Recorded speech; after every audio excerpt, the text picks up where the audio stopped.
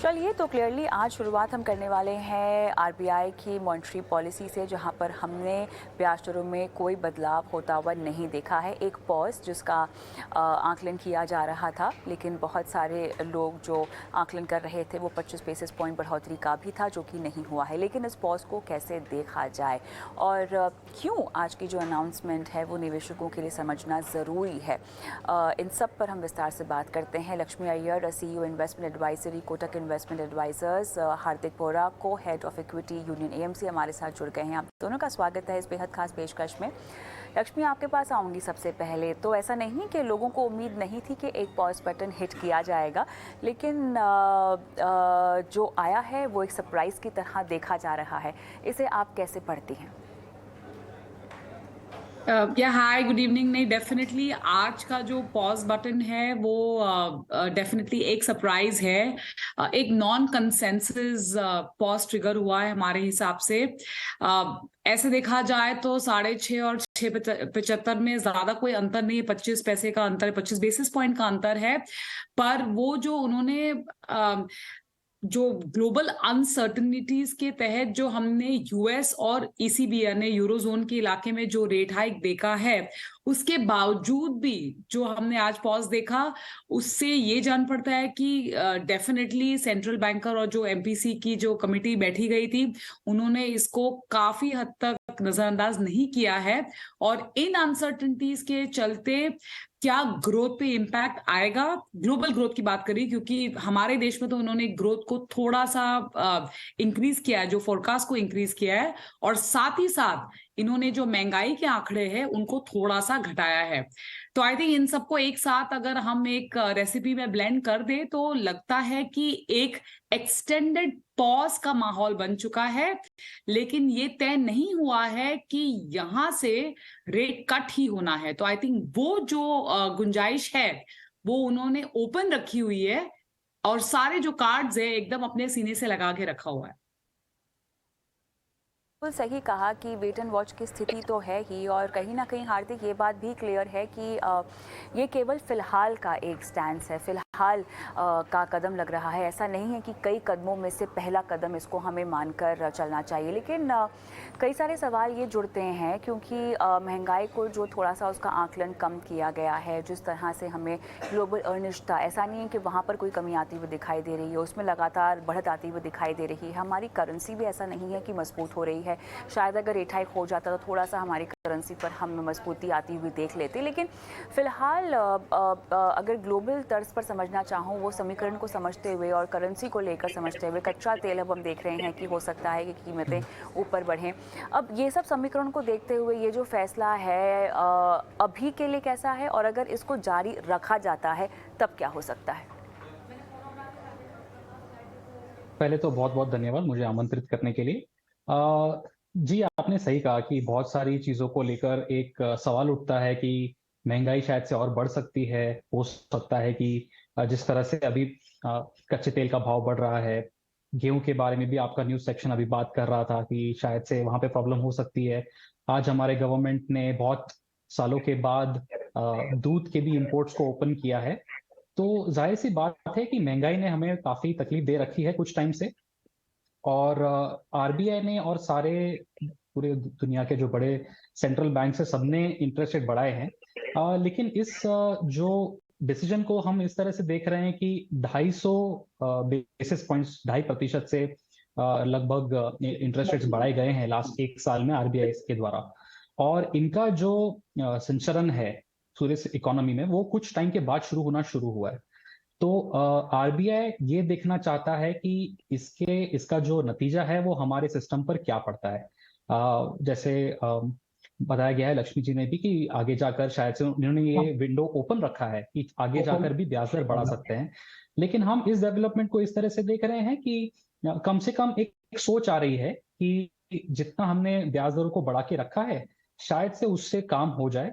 क्योंकि इन्फ्लेशन के जो टारगेट्स हैं उनको भी कम किया गया है, महंगाई के टारगेट्स को, जीडीपी ग्रोथ टारगेट्स को हालांकि बरकरार रखा है और थोड़ा बढ़ाया गया है। तो हम इस तरह से देख रहे हैं कि शायद से हम ये स्थिति जो है हमारी महंगाई की, उसके उसके उसके उस, एक सोल्यूशन आने के काफी नजदीक है। तो शायद से हम हो सकता है कि आने वाले 1 साल में ब्याज दरों को यहाँ से ज़्यादा बढ़ते देखें ना। एंड ये पॉज़ एक उस चीज़ की तरफ थोड़ा हमें एक दर्शन देता है। तो वो हम सोच रहे हैं इस तरह से। लक्ष्मी, घरेलू फ्रंट पर क्या हम उतने मजबूत हैं कि फ़िलहाल हम इस पॉज़ को थोड़ा-सा और लंबा जाता हुआ देख सकते हैं? तमाम चीज़ों को अगर आप एक टेबल पर रखें और सारे पत्ते अगर आप खोल कर देखना चाहें, तो कितने समय तक हम इस पॉज़ बटन को दबाए रख सकते हैं वैसे? मेरे हिसाब से ये थोड़ा एक्सटेंडेड पॉज माना जा सकता है और इसके 2 कारण है। सबसे पहला अगर आप देखो तो देश भर में या फिर विश्व भर में अगर हम देखेंगे तो महंगाई के आंकड़ों को निकाल दे तो ये जो ब्याज दरें हैं वो नेगेटिव क्षेत्र में है, यानी जिसको हम नेगेटिव रियल रेट्स बोलते हैं। लेकिन हमारे देश में जो है, जो ब्याज दरें हैं वो महंगाई से ज्यादा है। आज की तारीख में अगर आप देखो तो तकरीबन 1 से 1.25% पॉजिटिव टेरिटरी में, जिसको हम बोलते हैं रेट पॉजिटिव रियल रेट्स। तो वो एक डेफिनेटली एक नजरिया। और दूसरी चीज, जैसे जो हाल में हमने जो बैंकों की परिस्थिति देखी है यूएस और यूरोजोन में, हमारे यहाँ दूर दूर तक ऐसा कोई बैंक या फिर ऐसा कोई फाइनेंशियल क्राइसिस ब्रू होता हुआ नहीं दिख रहा है।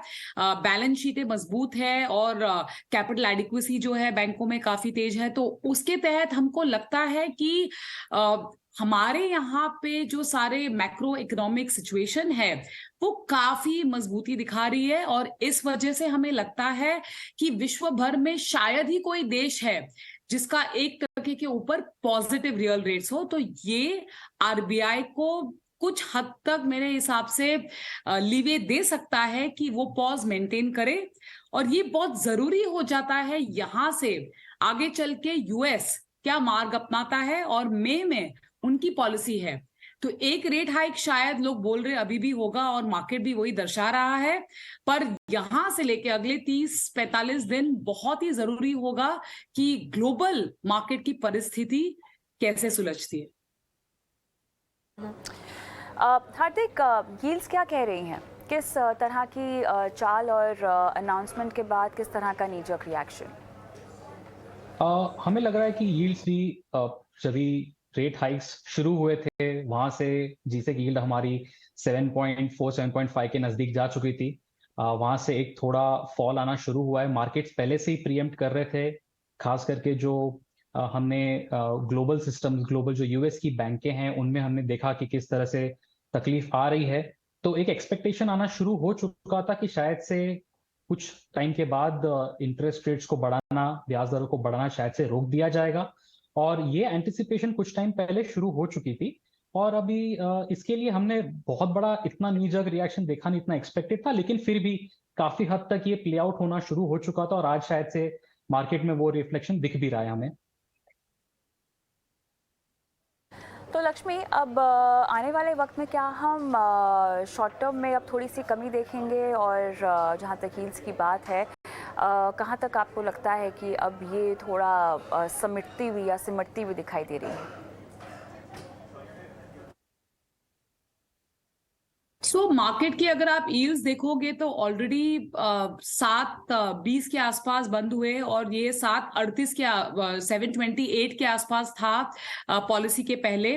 हमें ये लगता है कि जो फर्स्ट हाफ का बोरोइंग प्रोग्राम है 2024 फाइनेंशियल ईयर का, जो पहले 6 महीने का जो सप्लाई है सरकार द्वारा, वो काफी यील्ड को एक काबू में रख सकती है। तो यहां से इंक्रीमेंटल काफी हद तक डाउनसाइड नहीं दिख रहा है और ठीक उसी तरह अपसाइड भी नहीं दिख रहा है। तो एक जो रेंज बोलते हैं 7.15 से 7.20 नीचे की तरफ में, और तकरीबन 7.35 से 7.40 का अगर एक ब्रॉड रेंज हम माना जाए, हमें ये लगता है कि कुछ देर तक जैसे हमको डिमांड सप्लाई का कैसे खुलासा होगा, कितना डिमांड आता हुआ दिख रहा है बैंकों से, क्योंकि वहां पे क्रेडिट ग्रोथ भी मजबूती से चल रहा है और लिक्विडिटी भी हमारी बैंकिंग सिस्टम में टाइट होती हुई दिखाई दे रही है। तो ये सारी चीजें कैसे प्ले आउट करेंगी ये देखना बहुत जरूरी है। तो आप मान के चल सकते हो कि आने वाले कुछ महीनों में 15 से 20 बेसिस पॉइंट का ये जो मैंने टाइट रेंज बताया है, ये रेंज में 10 साल का जो हमारा बॉन्ड है वो घूम सकता है। तो ऐसे में हार्दिक आप ये बताएं कि किस तरह से, वैसे तो डेट म्यूचुअल फंड को लेकर हमने देखा कि अब जो टैक्स का एक बहुत बड़ा फ़ायदा था वो हट चुका है, लेकिन इसके बावजूद भी अगर मैं चलिए ओवरऑल फिक्स इनकम की बात समझना चाहूँ आपसे, तो क्या लंबी अवधि का दाव लगाया जा सकता है या अभी भी आपको लगता है कि मीडियम टू लॉन्ग टर्म का एक नज़रिया है जहाँ पर आप थोड़ा सा निवेश की रणनीति अपना सकते हैं?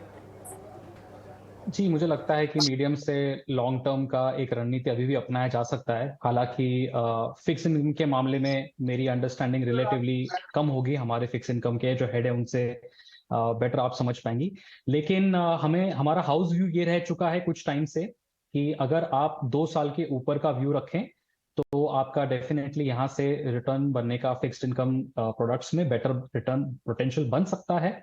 और आपने टैक्स की बात की तो इसमें मैं एक और सिर्फ एक पॉइंट कहना चाहूंगा कि जो हाइब्रिड फंड्स हैं वो भी इस सिचुएशन में एक इंटरेस्ट से देखा जा रहा है लोगों के जरिए से, क्योंकि अगर किसी की इन्वेस्टमेंट की जो होराइजन है, उनकी होल्डिंग पीरियड 3 साल से ज्यादा है, तो हाइब्रिड फंड्स भी शायद से उनके अटेंशन में आ सकते हैं अगर वो थोड़ा रिस्क टेकिंग एबिलिटी अपनी बढ़ाना चाहें तो।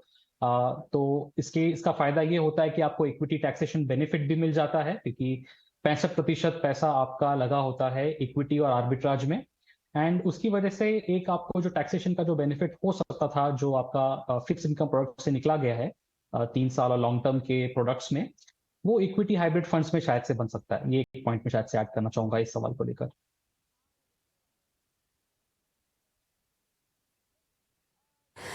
यहाँ पर एक चीज़ जिस पर मुझे लक्ष्मी आपकी राय चाहिए थी, करेंसी की कमज़ोरी, ये किस ओर और बढ़ती हुई दिखाई दे रही है, कितनी गहराती हुई दिखाई दे रही है?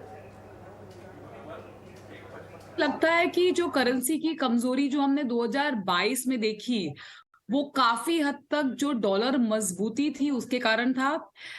ये हमको काफी हद तक 2023 में रिवर्स होता हुआ दिख रहा है, और इसके भी कई कारण है जो खास करके कारण है। एक तो हमारी अगर करंट अकाउंट डेफिसिट की परिस्थिति देखो तो वो काफी सराहनीय है, काफी हद तक वो कंट्रोल में आ चुकी है और घूम रहा है।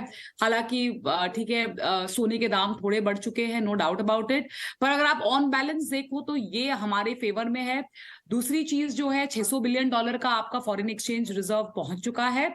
और तीसरी चीज, हिस्टोरिकली हमने देखा है जब कोई भी साल रुपया में बहुत जोर से मंदी आती है, यूजुअली उसके फॉलोइंग ईयर में इतना उसका डेप्रिसिएशन नहीं होता। तो ये सारी चीजों को अगर हम एक साथ जोड़ दें तो ऐसा लगता है। और फिर विदेशी जो निवेशक है वो उन्होंने पैसा लगाना फिर से शुरू कर दिया है हमारे देश में। हालांकि मार्च ये पहला महीना है जहां पे हमने उनकी जो खरीदारी देखी है वो नेट पॉजिटिव देखी हुई है। तो ये सारी चीजों में ये हम कह सकते हैं कि जो इंक्रीमेंटल डेप्रिसिएशन है यहाँ से काफी हद तक म्यूटेड होगा, और एक जो स्टेबल नजरिया है रुपये का हम 2023 में देख सकते हैं। चलिए, स्टेबल रुख एक करेंसी का हम देख सकते हैं। चलिए, बहुत बहुत धन्यवाद आप दोनों का, इस खास पेशकश में आपने शिरकत की और विस्तार से पॉलिसी के तमाम मायने दर्शकों को आज समझाए। चलिए, और शो को आगे बढ़ाते हैं। और हम अक्सर दर्शकों की फ़ाइनेंशियल प्लानिंग तो शो पर करते ही हैं, लेकिन कई बार हमारे साथ कुछ दर्शक हैं जो लाइव